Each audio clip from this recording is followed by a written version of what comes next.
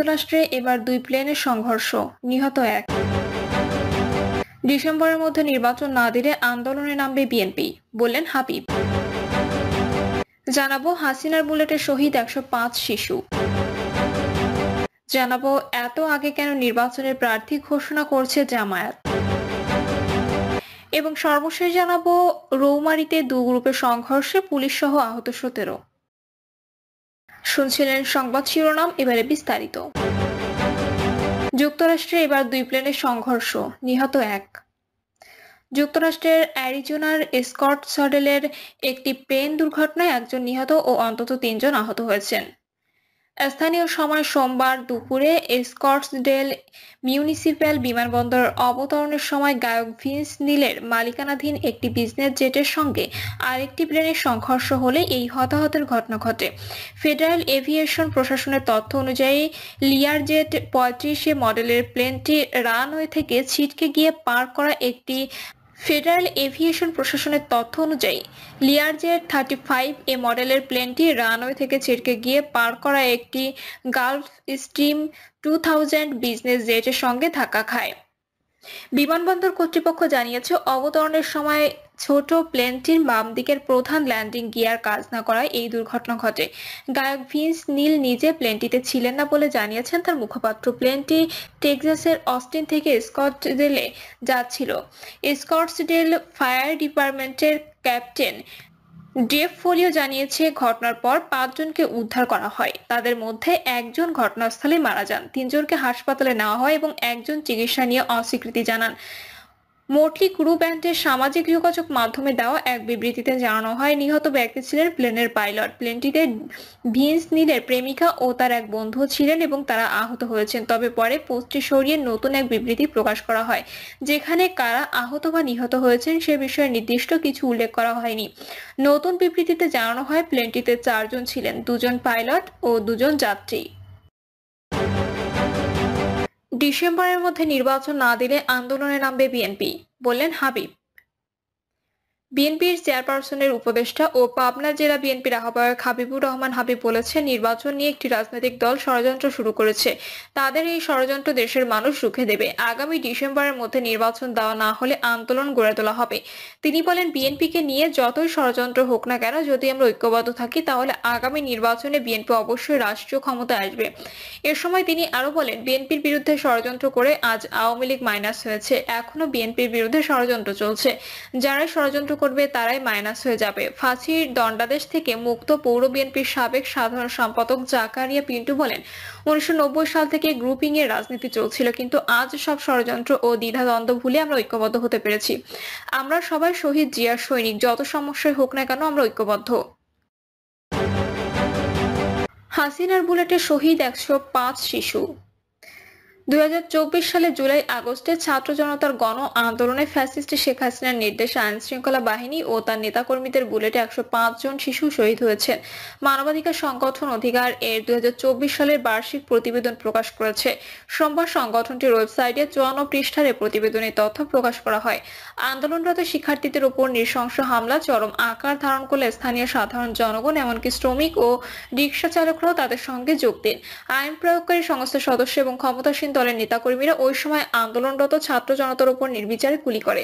July August আন্দোলনের বিভিন্ন পর্যায়ে ইন্টারনেট বন্ধ করে নির্বিচারে হত্যাযজ্ঞ চালায় হাসিনা সরকার।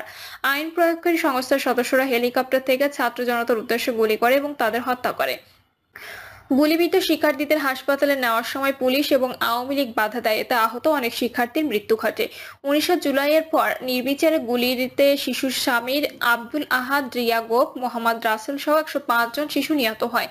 এর আগে গত 6 অক্টোবর মহিলা ও শিশু বিষয়ক উপদেষ্টা শারমিন এস মুর্শিদ জানিয়েছিলেন, জুলাই ও আগস্টে ছাত্র জনতার গণঅভ্যুত্থানে মোট 105 জন শিশু মারা গেছে।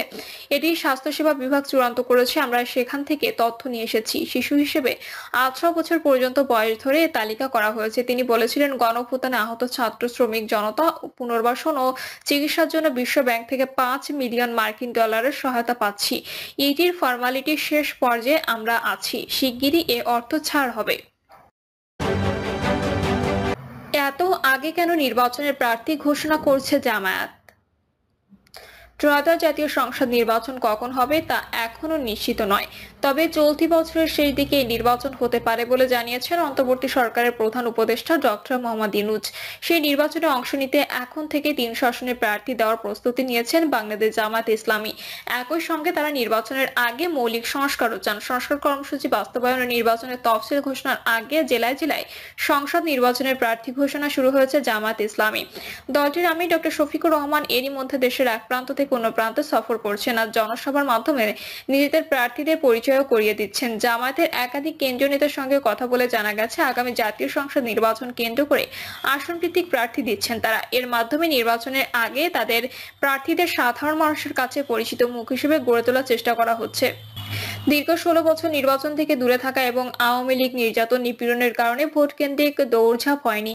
ঘোষিত প্রার্থীরা জনগণের মধ্যে তাদের জনসেবা ও সামাজিক কাজের মাধ্যমে নিজেদের প্রভাব বৃদ্ধি করতে পারেন। এছাড়া প্রার্থী নেতৃত্বে দলীয় অবস্থান সুসংহত করা এবং জনগণের আরো কাছে পৌঁছানোর চেষ্টার অংশ হিসেবে জামায়াত প্রার্থী ঘোষণা করছে।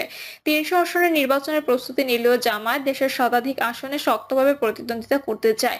সেই কারণে দুটি ক্যাটাগরি করেছে তারা। এ ক্যাটাগরিতে 50টি ও বি ক্যাটাগরিতে 50টি আসন থাকবে। ভোটের আগে জোটবদ্ধ হলে এই হিসাবের পরিবর্তন হতে পারে। নাম প্রকাশ না করার শর্তে জামায়াতের এক শুরা সদস্য জানান, আগামী নির্বাচনে তরুণদের বেশি সুযোগ দিচ্ছে জামায়াত। জ্যেষ্ঠ নেতারা উপদেষ্টার ভূমিকায় কাজ করছেন।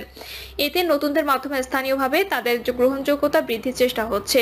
জোটে নির্বাচনের ক্ষেত্রে কিছু আসন ছাড়তে হলে স্থানীয় পর্যায়ে যাতে সেসব নেতা নিজেদের অবস্থান শক্ত করতে পারেন সে চেষ্টা করা হচ্ছে।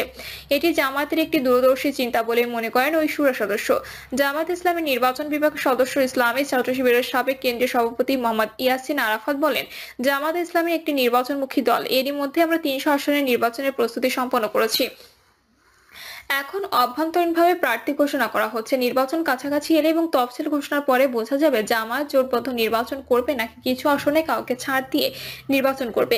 সার্বিক পরিস্থিতির উপর বিষয়টি নির্ভর করছে। নির্বাচন কখন চাচ্ছে জামায়াত, এমন প্রশ্নের জবাবে ইয়াসিন আরাফাত বলেন, দেশের শহীদ পরিবার ও জনগণের চাওয়া হচ্ছে সংস্কার করার মাধ্যমে দ্রুত নির্বাচন করা। আমরা কিছু দলের কাছে শুনি সংস্কার করতে গেলে নির্বাচন দেরি হয়ে যাবে, কিন্তু আমরা চাই যে জুলুমবাজ সরকার দেশে ক্ষমতায় ছিল তাদের মতো করে যেন আর কোনো সরকার ক্ষমতায় জুলুম করে না থাকতে পারে। সেজন্য সংস্কার করার পরে নির্বাচন হোক। আগামী জাতীয় সংসদ নির্বাচনের জন্য জামায়াত এখনো চূড়ান্ত প্রার্থী ঘোষণা করেনি বলে জানিয়েছেন দলটির আমির ডক্টর শফিকুর রহমান। যে তালিকা প্রকাশ করা হয়েছে সেটা প্রাথমিক সিলেকশন বলে মন্তব্য করেন তিনি। সন্ধ্যায় সিলেট নগরীর কেন্দ্রীয় মুসলিম সাহিত্য সংসদে মেধাবী শিক্ষার্থীদের শিক্ষা উপকরণ বিতরণ অনুষ্ঠানে সাংবাদিকদের প্রশ্নের জবাবে এই তথ্য জানান তিনি।